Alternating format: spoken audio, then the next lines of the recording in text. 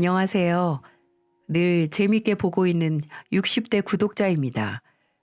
주방에 있거나 차 마시면서 쉴 때마다 습관처럼 틀어놓고 듣는 채널에 제가 직접 사연을 보내게 될 줄은 꿈에서도 생각하지 못했어요. 옛말에 남편 복이 없으면 자식 복도 없다고들 하잖아요.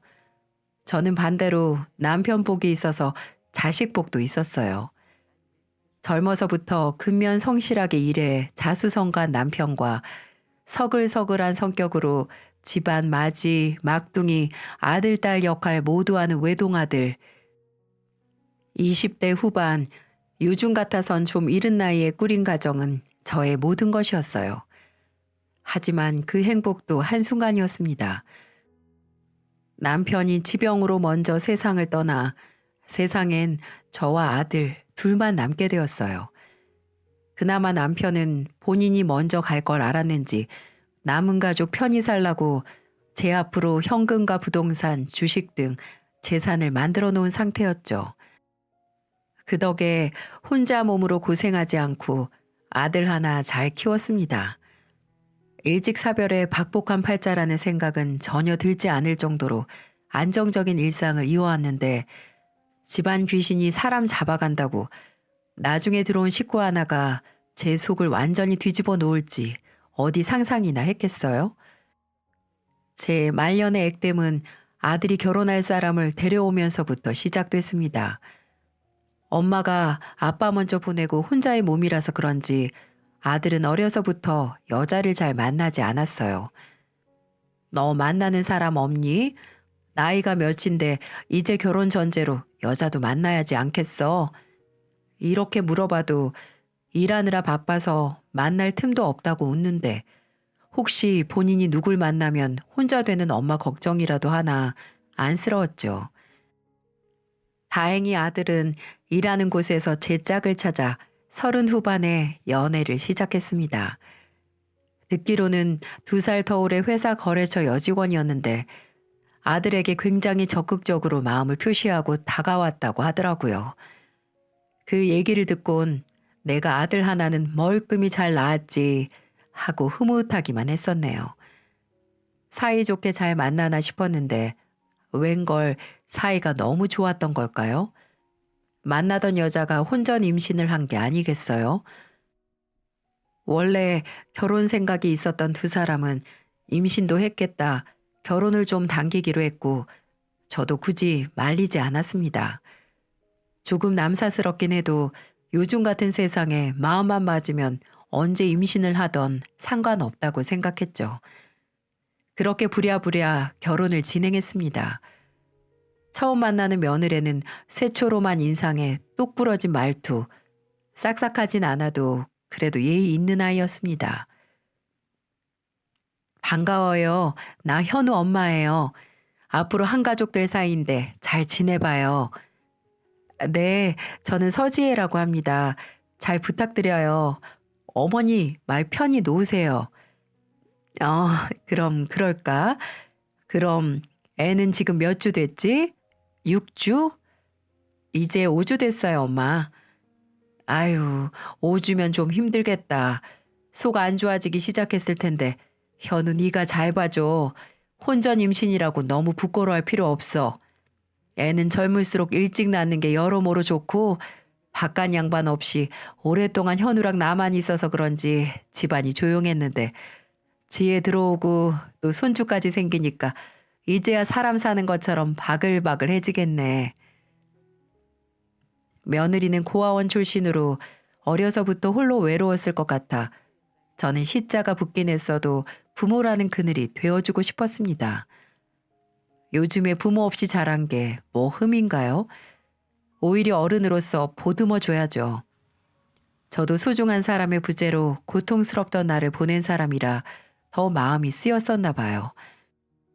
아들과 둘이서 적적했는데 며느리도 생기고 심지어 곧바로 손주도 생겨 식구가 느니까 가만히 있어도 절로 웃음이 나더군요.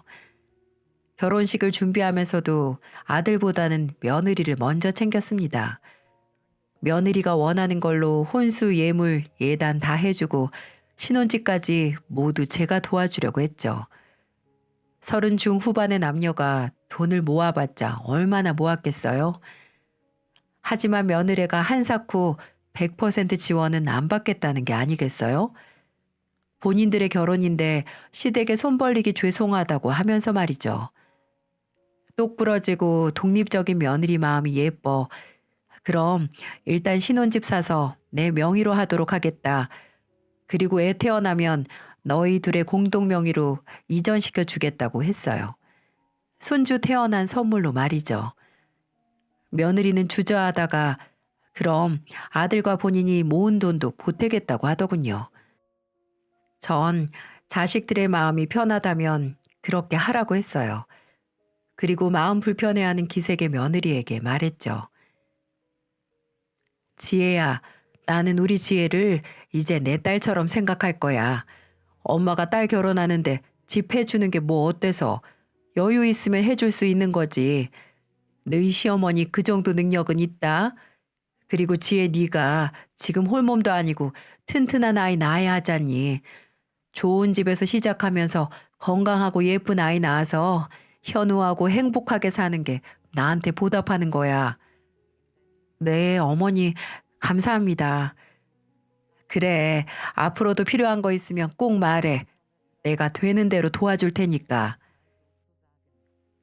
그렇게 제 앞으로 있던 낡은 아파트 판돈에서 4억, 아들이 모은 돈 9천, 며느리가 모은 돈 7천 이렇게 해서 쓰리룸 아파트를 마련했고 아들네는 그곳에서 신혼을 시작했죠. 급하게 준비했던 결혼식은 다행히 마무리가 잘 됐고 며느리와 더 가까워질 수 있겠다 했는데 다 제 착각이었네요. 주변에 가까운 어른이 없던 터라 어색했던 걸까요? 결혼 후에도 며느리는 좀처럼 곁을 내주지 않더라고요.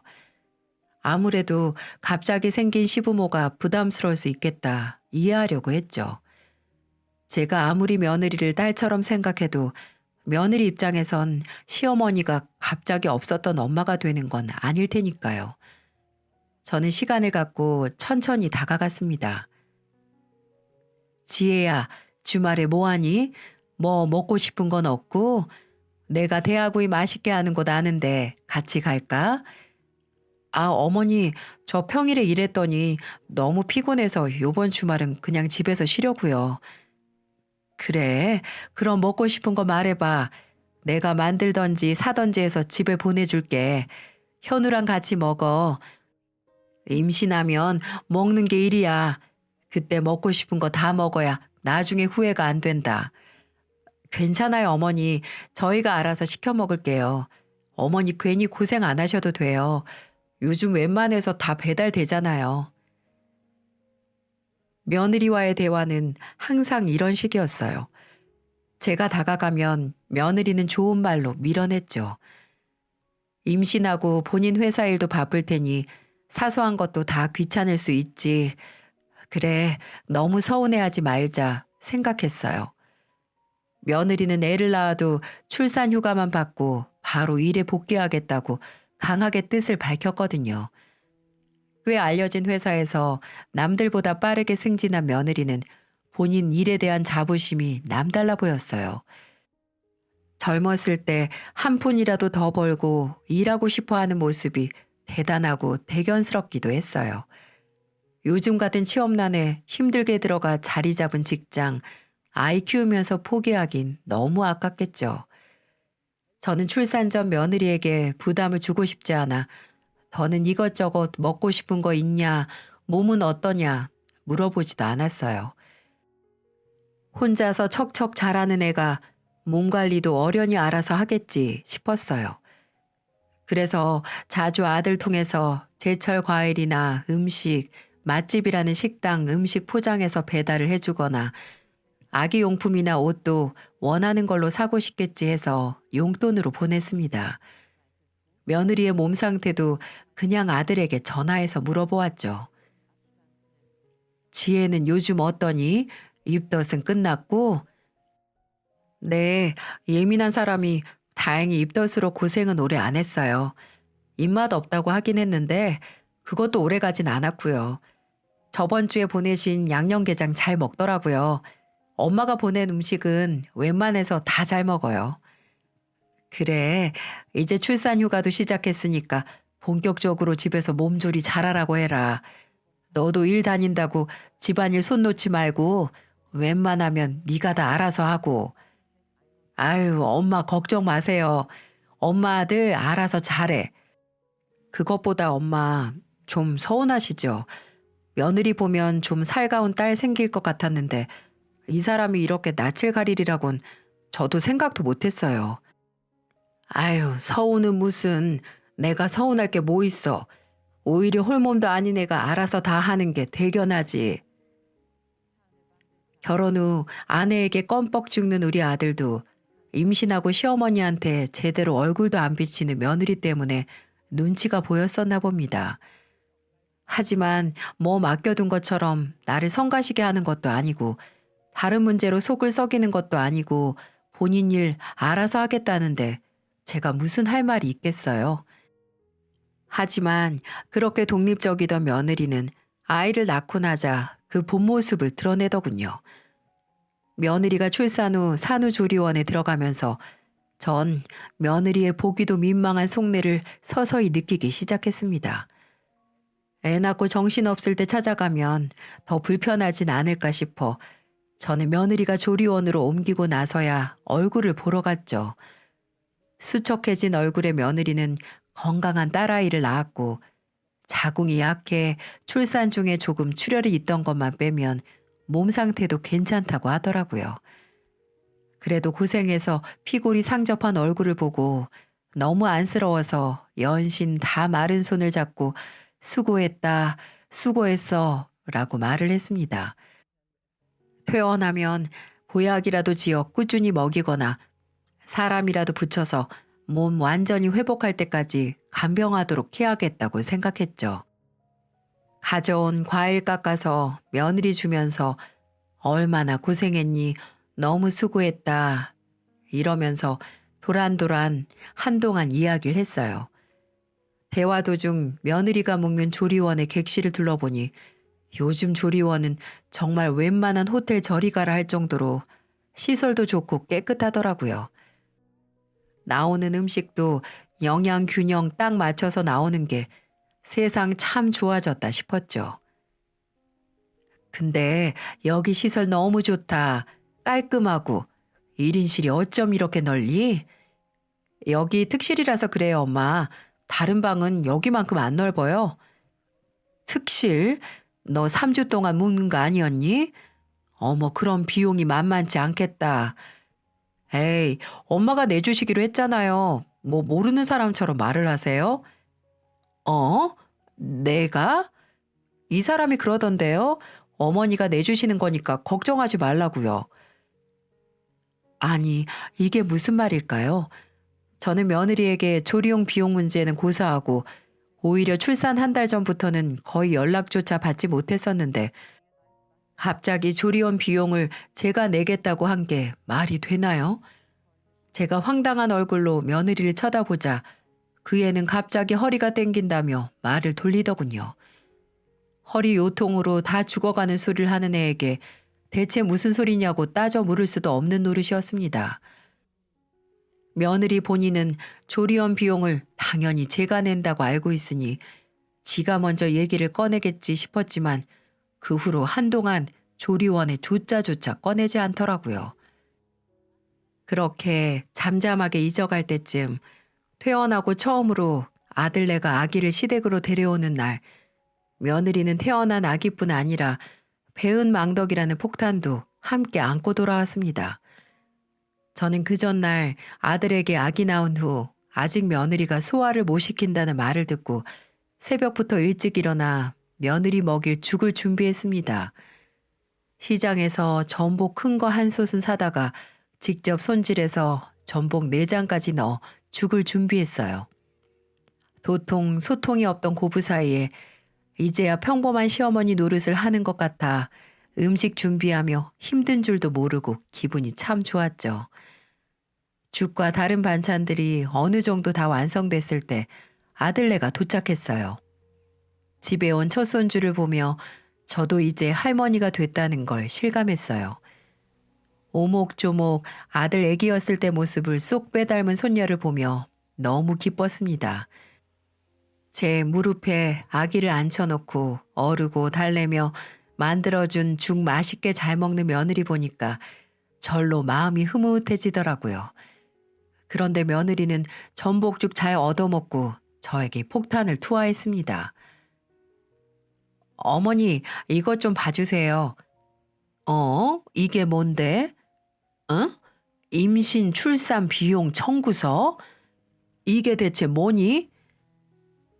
그렇습니다.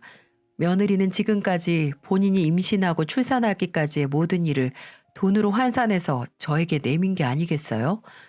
깔끔하게 정리된 항목들이 그야말로 저를 뒷목 잡게 하더군요. 38주 내내 임신한 몸으로 고생한 수고 비용, 출산 중 과다출혈로 죽을 뻔했던 위험수당까지 포함한 수고 비용, 임신 후 출산 휴가 기간 동안 회사 내 경쟁에서 밀려난 위로 비용, 앞으로 어머님 손주 육아비 지원, 베이비시터, 어린이집, 초중고 들어갈 때 필요한 비용, 훗날 대학교 등록금은 별도로 지원, 지금까지 임신 중 썼던 생활비, 음식, 가정부 고용, 기타 생활비, 그리고 조리원 비용.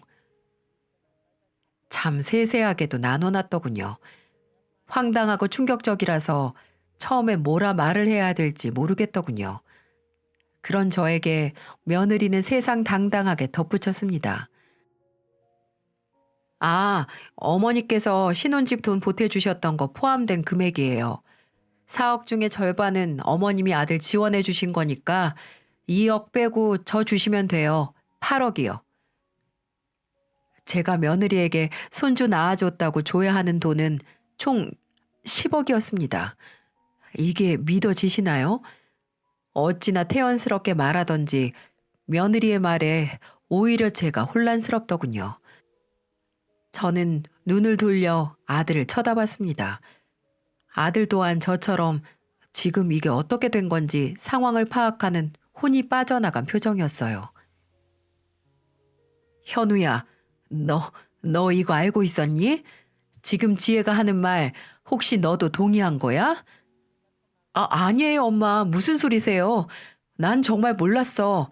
나도 지금 처음 들어요. 야, 서지혜, 너 지금 뭐 하는 짓이야? 우리 엄마한테 돈 맡겨놨어? 뭐가 이렇게 당당한데? 왜 나한테 소리를 질러? 난 정당한 내 대가를 요구하는 거야. 요즘 며느리들 다 애 낳고 나면 시댁에서 수고했다고 돈 받는데 나는 왜 못 받아? 야, 그건 그냥 용돈 수준으로 받는 거지.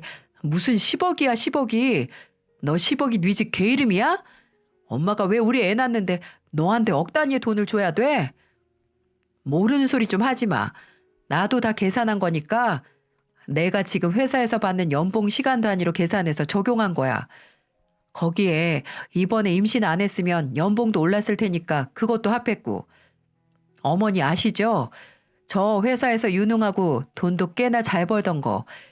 그리고 육아비 지원은 앞으로 물가 오를 것도 예상한 거니까 터무니없는 금액이 아니에요. 아시죠? 서지혜, 너 진짜 미쳤어? 또박또박 정말 본인이 응당 받아야 하는 돈이라고 말하는데 정말 기가 막혔습니다. 얘가 이러려고 지금까지 그렇게 선을 그은 건가 했어요. 이전에 조금이라도 도움받거나 하면 이렇게 칼같이 못 나올 테니까 철저하게 계산기를 돌렸구나 싶었습니다. 그것도 모르고 저는 그저 외로웠던 아이라서 못 다가오는 걸 거다. 점점 나아지겠지. 그렇게 홀로 희망 고문을 했던 거죠. 전 안고 있던 손주를 얼굴이 울그락불그락 빨개진 아들에게 넘기고 말았습니다. 어서 나가라. 제가 할 말은 그 한마디뿐이었어요. 뻔뻔하게 본인 아이를 담보로 빚쟁이 마냥 돈을 요구하는 며느리 얼굴을 더는 보고 싶지 않았습니다. 엄마, 어머니께서 그러셨잖아요. 필요한 거 있으면 뭐든 말하라고요. 근데 왜 지금 와서 그러세요? 며느리는 그 뺀질뺀질한 입을 다물질 않더라고요. 그래도 최대한 침착하고 싶었는데 그 한마디에 저는 더 이상 참지 못했습니다. 너는 정도라는 걸 모르는 애니? 어디서 시애미한테 애 낳았다고 돈을 요구해? 나 좋으라고 낳았어? 어? 너 애 낳아주려고 낳았니? 애 낳아서 시부모한테 장사하려고 낳았어? 그런 거야? 어쩜 이렇게 뻔뻔하게 얼굴빛 하나 안 바뀌고 말도 안 되는 소리를 하고 나자빠졌어? 너 정말 무서운 애구나. 혹시 너 이러려고 혼전 임신한 거니? 나한테 한몫 단단히 뜯어내려고? 어머니, 왜 이렇게 화를 내세요? 저는 그 입 다물어. 내가 화 안 나게 생겼어? 너 결혼하고 시어미가 뭐라도 말 걸면 그때마다 뭐라고 했니? 제가 알아서 할게요. 이러면서 상관하지 말라고 했지? 내가 그럴 때마다 너한테 싫은 소리 한마디 한 적 있니? 아, 얘는 다 알아서 하는 애니까 그냥 이해하자. 이러고 다 넘어갔는데, 넌 그냥 시부모 관심이나 참견은 성가시고 돈만 챙기겠다. 그 심보 아니냐? 엄마, 일단 좀 진정. 너도 조용히 해. 안 사람이 이런 작당을 하고 있었던 걸 못 알아챈 너도 문제야. 긴 말할 필요 없다. 당장 나가. 손주 안 보면 그만이야. 난 아쉬울 거 없어. 제가 강하게 나가자 며느리는 아랫입술을 꾹 다물고 분한 듯이 앉아 있더라고요. 저는 반성도 모르는 그 얼굴에 회심의 한 방을 날렸습니다. 그리고 너희 집에서 짐도 빼. 그 말을 듣자마자 표독스러웠던 며느리 얼굴이 새하얗게 질리는 게 아니겠어요? 지도 아차 싶었겠죠. 저는 손을 바들바들 떠는 그 애에게 말했습니다. 그 집 아직 내 명의인 거 알고 있지? 나는 분명 애 낳고 이전해 주겠다고 했지만 아직 밖으로 가진 않았다. 어머니, 이건 말이 다르죠. 약속하셨잖아요. 네가 지금 나한테 약속 운운할 처지야? 그래, 너한테 약속은 했다만 그걸로 서류로 남겨 지장을 찍길 했니? 녹음하기를 했니? 아무리 구두 계약도 계약이라지만 아무런 증거도 없는 약속을 네가 지금 이렇게 막무가내로 나오는데 나도 지킬 이유 없지. 안 그러니? 현우하고 네가 보탠 돈은 10원도 안 빠뜨리고 그대로 돌려줄 테니까 더 이상 말 보태지 마라. 그제서야 정신을 차린 건지 편하게 거실 소파에 앉아있던 며느리가 후다닥 바닥에 무릎을 꿇는 게 아니겠어요? 참나, 태세 전환이 어찌나 빠르시던지. 그래도 시어머니가 본인 아들하고 손주 같이 사는 아파트에서 쫓아내진 않겠지라고 생각했나 본데 큰 오산이었던 거죠. 며느리는 급히 손이 빨개지도록 싹싹 빌었습니다. 어머니, 죄송해요. 제가 잠깐 정신이 어떻게 됐나 봐요. 애 낳고 앞으로 먹고 살 걱정에 회사에 들어가도 왠지 제 자리도 제대로 남아있을 것 같지 않고 제가 너무 불안해서 그랬어요. 애 낳은 지도 얼마 안 돼서 몸도 마음도 너무 힘들어서 제가 순간 실수한 거예요. 어머니, 저 한 번만 용서해 주세요. 네? 어린 자식 보는 앞에서 손을 싹싹 빌며 울면서 말하는 며느리는 이마까지 아예 거실 바닥에 박아가며 용서를 구하더군요. 하지만 저는 절대로 그게 실수라고 생각하지 않았어요. 애 낳은 값을 당당하게 요구하는 저 뻔뻔한 계산법이 진짜 며느리의 인성이라고 생각했어요. 저는 아들한테 둘 다 보고 싶지 않으니까 집으로 가라고 했어요. 아들에게 질질 끌려가다시피 현관문을 나서는 며느리를 쳐다도 보지 않았습니다. 아들네가 가고도 한동안 너무 황당하고 어찌나 기가 차던지 속에서 열불이 나서 혼났네요. 집에 사람이 잘못 들어와도 단단히 잘못 들어왔다고 생각했죠. 한동안 그년 생각은 하고 싶지도 않았는데 그날 이후로 며느리는 눈물의 생쇼를 시작하더군요. 매일 밤 태어난 지 한 달 막 지난 아이를 안고 밤마다 제 집으로 찾아왔습니다. 정말 제정신이 아니라는 생각이 들었어요. 아니, 애미가 용서받으려고 지 자식을 이용하는 모습에 치가 떨렸습니다. 저는 그런 구차한 모습에 현관문을 더 굳세게 닫았어요. 그렇게 열흘을 문전박대하니 아들에게서 전화가 오더군요. 엄마, 그 사람 매일 엄마 집에 찾아가는 거 알죠? 출산휴가도 끝나서 회사 나가는데 매일 퇴근해서 연희 안고 바로 엄마 집으로 가고 있어요. 알게 뭐냐? 오지 말라고 해. 나도 성가셔. 그리고 난 용서는커녕 문 열어줄 생각도 없어. 엄마, 그 사람 진짜 반성 많이 했어요. 아무래도 산후 우울증 때문인 것 같대. 나도 앞으로 이런 일 한 번만 더 생기면 정말 가만 안 있겠다고 일러뒀고, 용서하라는 게 아니라 그래도 문 한 번만 열어서 만나줘요. 어? 그날 그 꼴을 보고도 지 아내 편을 드는 아들에게도 정남이가 뚝 떨어지더라고요. 결혼하더니 정말 머저리가 다 되었구나. 혀를 찼습니다. 하루는 친구들과 모임에서 식사를 하고 가까운 저희 집으로 초대해 차나 한잔 하려고 했습니다. 아직 퇴근 시간 전이니 며느리도 집 앞에 없겠거니 했죠. 그런데 친구들 잔뜩 끼고 아파트 엘리베이터에서 내리니까 추운 날씨에 콧잔등 빨개진 어린 연희를 아는 며느라이가 집 앞에 떡하니 서 있는 게 아니겠어요? 저건 며느리 아니야? 왜 저러고 있어? 어머, 저 애가 이번에 낳았다는 아기? 근데 왜 저러고 있어? 애기 추운데 안 들어가고. 자기, 며느리한테 현관문 비밀번호도 안 알려주는 거야? 아휴, 저는 저게 단단히 날 망신시키려고 작정했구나 싶었습니다. 일단 친구들에게 며느리가 찾아왔으니 나중에 초대하겠다고 미안하다고 말하며 돌려보냈어요. 그리고 장승처럼 서 있는 며느리에게 말했죠. 네가 지금 나한테 복수하려고 이러는구나. 집에서 짐 빼라고 했더니 이 시엠이 친구들 앞에서 망신이라도 주려고, 어? 그 속셈이야? 열받아 버럭 소리를 지르자 며느리는 찬바닥에 무릎을 꿇고 서럽게 흐느끼면서 말했습니다. 어머니, 저 다니는 산부인과에서 산후 우울증이래요. 의사도 제가 우울증 때문에 돌발 행동한 거래요. 연희 모유 수유만 끝나면 약물 치료도 할 거고요. 다시는 어머니한테 헛소리 안 할게요. 제가 정말 잘못했어요, 어머니. 한 번만 봐주세요.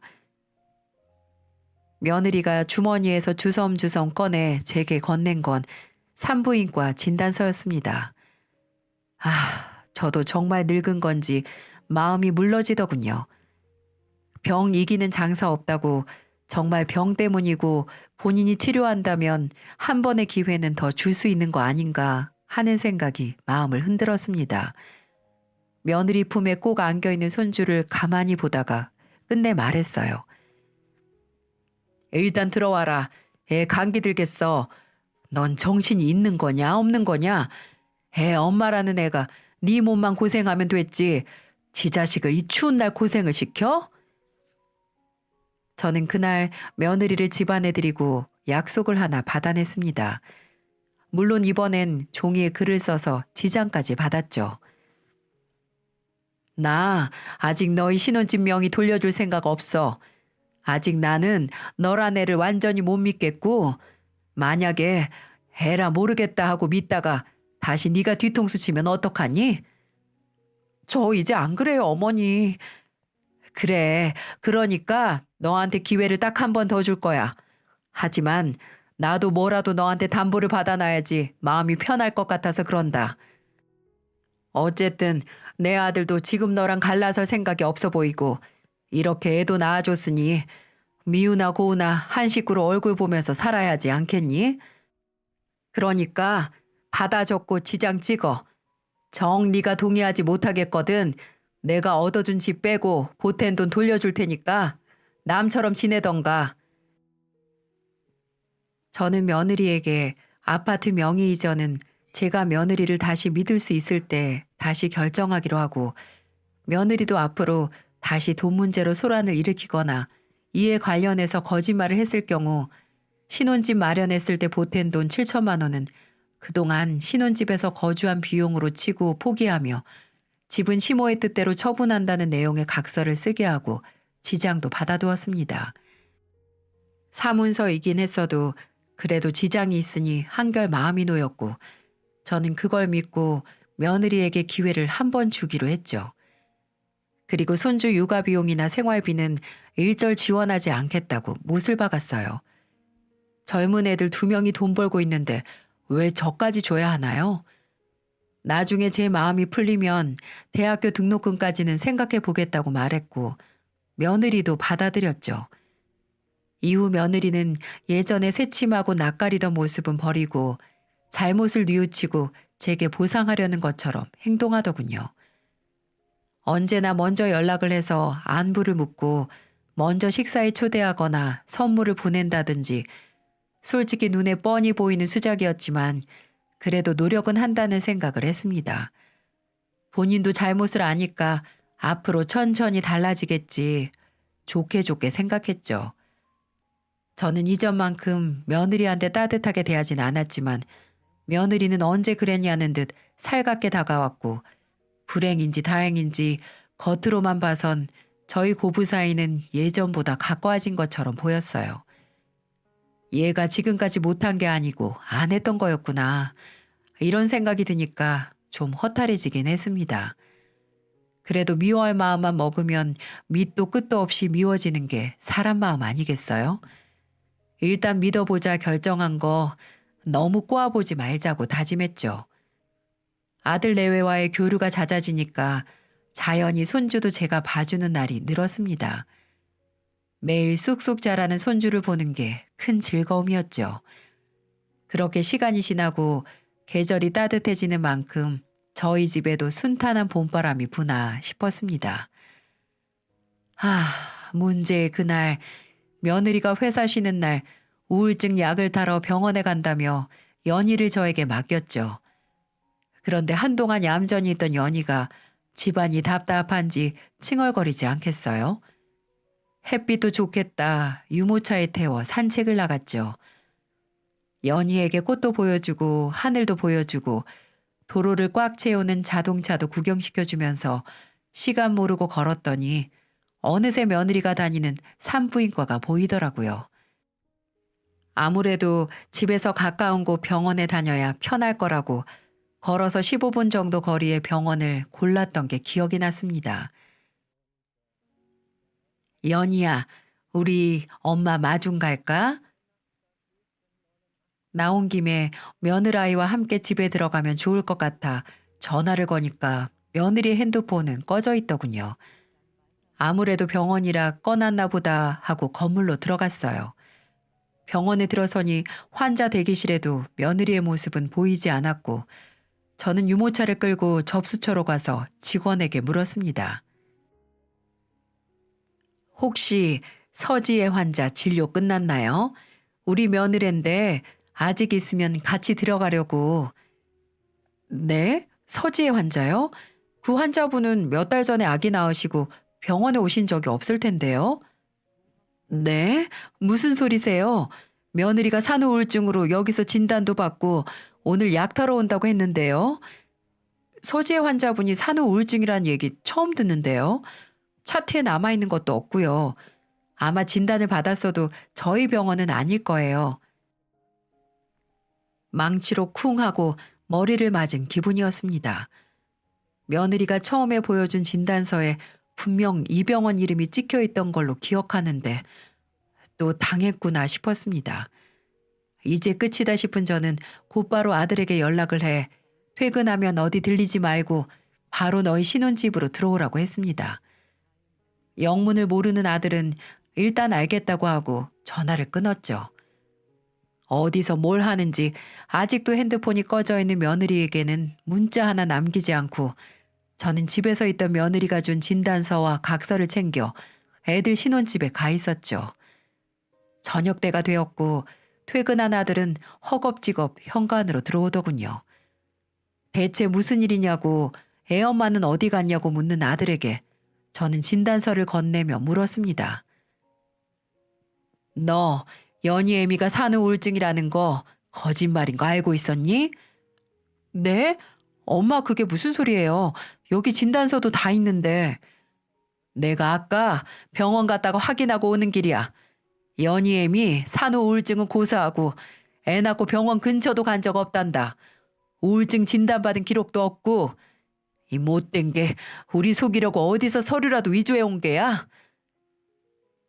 충격을 받은 아들은 한동안 아무 말도 못하더군요. 하기사 그렇게 눈멀어 사랑했던 여자가 입만 열면 속 뒤집는 헛소리에 거짓말이니 충격이 크겠죠. 더 이상 물러날 수 없는 저는 큰 마음을 먹고 아들에게 말했습니다. 며느리의 지장이 찍힌 각서를 건네며 말이죠. 난 이제 걔 절대 안 본다. 어떻게 지 잘못 용서받겠다고 병 걸렸다는 거짓말을 시모 앞에서 입에 침 하나 안 바르고 해. 무섭다 무서워. 여기 쓰여진 대로 집은 내가 알아서 처분할 거고 네가 보낸 9천이랑 걔가 보낸 7천만 원 딱 갈라줄 테니까 걔랑 이혼 안 할 거면 그 돈 받고 너네끼리 알아서 살아. 너 이혼 안 하면 너랑도 끝이야. 얼마나 사람 보는 눈이 없었으면 그런 년을 우리 집안에 끌어들여? 엄마, 사실 저도... 한창 손으로 입을 틀어막고 있던 아들이 조심스럽게 입을 열었습니다. 아들이 하는 소리는 충격 그 자체였죠. 며느리라는 애의 바닥이 어디인지 모르겠더군요. 엄마한테 출산비용 달라고 하고 그 난리친 지 얼마 안 지나서 나한테도 그랬어요. 엄마가 안 주니까 나한테라도 받아야겠다고. 애는 자기가 혼자 10달 품었는데 어떻게 본인 앞으로 떨어지는 게 아무것도 없냐고 하면서요. 자기 앞으로 목돈 5억 만들어주던가 엄마한테 말해서 이 아파트 연희 엄마 단독 명의로 해달라고 하라고. 나도 그때 정말 질릴 대로 질렸는데 일단 연희도 태어나서 좋게 좋게 넘어가려고 했어요. 엄마랑 그 사람 화해하면 어찌됐든 괜찮아질 거라고. 근데 나도 이제 더는 못 살겠어. 엄마, 나 이혼할게요. 아들이 이렇게 마음을 먹자 저도 조금 불편했던 마음이 사라졌습니다. 이제 우리 집에 들어온 그 돈벌레 같은 년을 없앨 일만 남았죠. 자식은 시모한테 맡기고 하루 종일 연락도 안 되던 그녀는 밤 12시가 지나서야 슬금슬금 기어 들어오더군요. 어머니, 죄송해요. 제가 너무 늦었죠. 상담이 좀 늦게 끝나기도 했고 갑자기 회사에서 호출이 들어와서 정신이 없었어요. 조용한 집안 분위기에 뭔가 이상한 걸 알았는지 목소리가 점점 작아지더라고요. 무슨 일 있어요? 어머님도 이 사람 왔으면 집에 가시지. 눈치 보는 그녀에게 들고 있던 진단서를 내던졌어요. 그리고 발치에 떨어진 종이를 보며 마른 침을 삼키는 그녀에게 말했습니다. 너 이거 설명해봐. 내가 오늘 정말 재밌는 얘기 들었다. 너 애 낳고 산부인과 간 적도 없다던데 이건 어디서 얻은 진단서니? 어머니. 어머니라고 부르지도 마. 너 이제 내 며느리 아니야. 현우도 너랑 갈라선다고 하니까 잔말 말고 이 집에서 나가. 네? 여보, 이게 무슨 소리야? 머리를 숙이고 있던 아들은 고개를 들어 며느리에게 말했습니다. 나 이제 당신이랑 못 살아. 입만 열면 거짓말에 돈에 눈 뒤집히는 당신 같은 여자랑은 이제 끝났어. 진짜 가지가지로 사람 질리게 한다. 여보, 내가 하고 싶어서 거짓말한 게 아니잖아. 어머니가 약속도 어기고 당장 이 집 팔아버린다고 나오는데 그럼 어떻게 해? 그래서 지금 네가 잘했다고 하는 거야, 너? 제정신이야 지금? 두 사람 사이의 대화가 점점 격해져 제가 중간에 끼어들었습니다. 됐어. 이제 그만해라. 이렇게 소리 지를 일도 아니야. 넌 현우랑 이혼하고 그냥 짐 싸서 나가면 되는 거야. 입 아프게 싸울 필요도 없어. 어머니, 어쩜 이렇게 매몰차실 수 있어요? 저는 뭐 좋아서 이랬겠어요? 애초에 집 명의 돌려준다는 약속 안 지킨 건 어머니시잖아요. 뭐? 끝까지 지 잘못도 모르고 어디서 언성을 높여? 그래도 내 손주 어미라서 사정을 봐주려고 해도 넌 정말 반성이라는 걸 모르는 애구나. 뻔뻔한 그년 얼굴에 본인 지장이 찍힌 각서를 내밀었습니다. 뭔지 한 번에 알아채고 입 꾹 다무는데 참 웃음만 나더라고요. 입 다무는 거 보니까 여기 써진 내용은 기억하는 것 같구나. 여기 돈 문제로 거짓말하면 이 집 살 때 보탠 7천만 원도 포기하고 나간다고 한 거 기억 못하진 않겠지? 내가 7천만 원 중 일부라도 주고 내보내려고 했는데 너 하는 걸 보니까 도저히 안 되겠다. 어머니, 그거 제 전 재산이에요. 제가 연이 낳고 일 시작한 지 얼마나 됐다고 돈이 있겠어요. 그것도 없으면 저 정말 길거리에 나앉아요, 어머니. 그걸 아는 애가 그렇게 큰 소리를 쳤니? 현우야, 당장 들어가서 얘 짐이나 싸라. 아들은 제 말을 듣고 안방으로 들어가 며느리의 짐을 여행 가방에 싸기 시작했어요. 그녀는 입에 거품 물고 발악하며 말리려고 했죠. 하지만 끝까지 정 떨어지는 짓만 하는 애한테 아들은 더욱 단호해졌습니다. 그럼 연희는 누가 키워? 당신은 정말 당신 딸 이혼 가정에서 키우고 싶어? 당신같이 인성 망가진 애미 아래서 자라느니 차라리 이혼 가정이 나아. 그리고 돈 한 푼도 못 쥐고 쫓겨나는 여자가 애는 어떻게 본다는 거야? 이혼 소송 시작하면 한동안 연희는 나랑 우리 엄마가 키울 테니까 돈 모으면 양육비 지급이나 시작해. 아, 양육비 내고 나한테 위자료까지 내면 당신 진짜 돈 열심히 벌어야겠어. 어디 아둥바둥 모아봐. 내가 악착같이 다 받아낼 테니까. 아들의 말에 바닥에 널브러져 숨이 넘어가라 우는데 정말 가관이었습니다. 안 나가겠다고 울고불고 사정하는데 끝내 짐가방 3개와 함께 아들에게 집 밖으로 떠밀려 나갔죠. 아들은 다음 날부터 바로 이혼 소송을 시작했습니다. 과거 제게 내밀었던 출산 청구서 이력과 지장 찍힌 각서, 위조한 진단서와 병원 관계자 증언이 소장에 더해지자 변호사는 아들이 그년에게 줘야 하는 위자료는 0원에 가깝다고 했어요. 양육권 소송도 승소 가능성이 다분하다고 하더군요.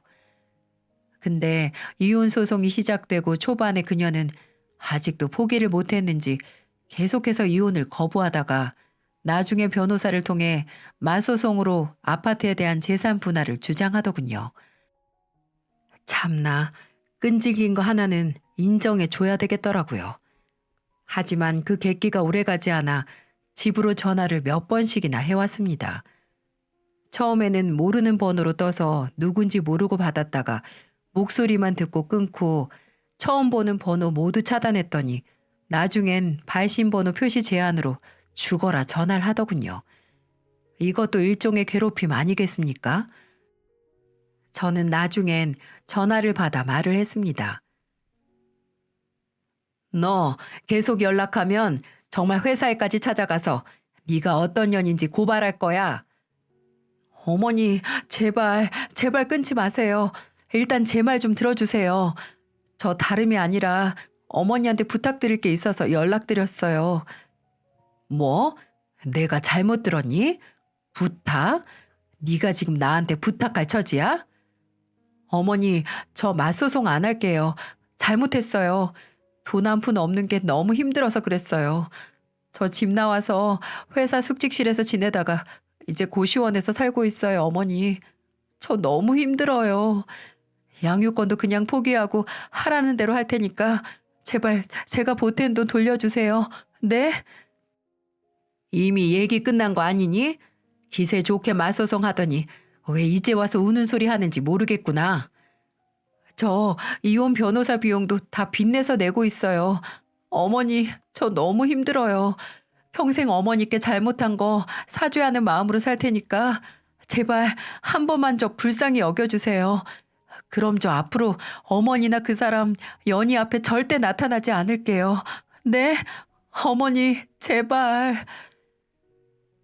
다 쉬어서 죽어가는 목소리로 싹싹 비는데 이번에 무시하면 정말 사람 하나 잡을 수 있겠다는 생각이 들더라고요.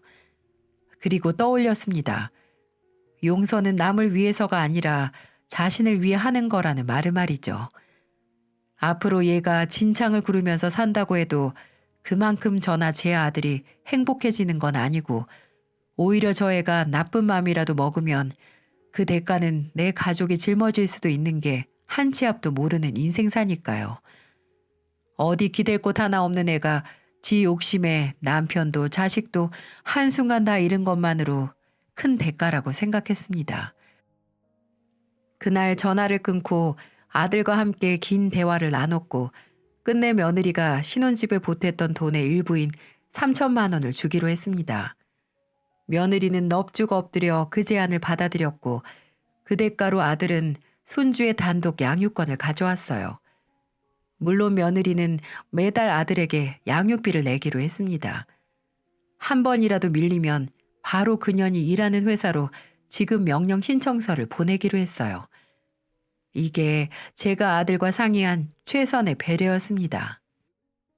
정말 말년의 대단한 액땜 아닌가요? 사람 하나 잘못 받았다가 세상 별꼴을 다 보고만 만 거죠. 종종 만약에 제가 돈 없고 힘없는 시모였으면 그 돈벌레가 날 사람 취급도 안 했겠다 싶더라고요. 먼저 간 남편이 남겨준 재산이 저를 돈귀신에게서 지켜줬다는 생각이 드네요. 저는 사주에도 없는 황혼 육아를 시작했습니다. 어미도 없는 손주 다른 사람 손에 맡기기 싫어서 아들에게 너 일하는 동안은 내가 보겠다고 선언했어요. 요즘 매일매일 자라는 손주 재롱보는 낙으로 산답니다. 글쎄 이제 막 돌이 지난 손주가 처음 한 말이 바로 한미 이 말입니다. 이 맛에 애 보느라 힘든 걸 다 잊는다니까요. 앞으로 이 아이가 자라서 대학에 가고 취직도 해서 결혼까지 하는 거 보려면 앞으로 저 건강관리에 신경 좀 써야겠어요. 그 생각만으로 뭔가 인생을 다시 시작하는 것 같기도 하고 젊어지는 것 같기도 해서 기분이 오묘하네요. 아들은 이혼 과정에서 충격을 받기도 했지만 하나밖에 없는 딸 뭐든 하고 싶은 거 하면서 살게 하고 싶다며 얼른 정신을 차렸습니다. 자신을 몰아붙여 열심히 살려고 하는 모습이 안쓰럽기도 하지만 아들도 그 과정에서 더 어른이 된 것 같아요. 그러고 보니 법정 스님의 말씀 중에 이런 말이 생각나네요. 인연으로 피해를 보는 건 진실 없는 사람에게 진실을 쏟아부은 대가를 받는 벌이다. 저는 진실이 없는 사람에게 제 진실한 호의를 모두 주었다가 이 나이에 혹독한 인생 수업을 하게 된 거죠. 역시 배움에는 나이가 없는 것 같습니다. 조금 있으면 이른을 바라보는 할머니도 며느리 한 번 잘못 만났다가 커다란 깨달음을 얻었으니까 말입니다. 제 이야기를 들어주신 여러분도 간혹 만나는 인생의 풍파에서도 좌절하지 마시고 배움을 얻어 한 발자국씩 더 성장하시길 바랍니다. 함께 해주셔서 감사합니다.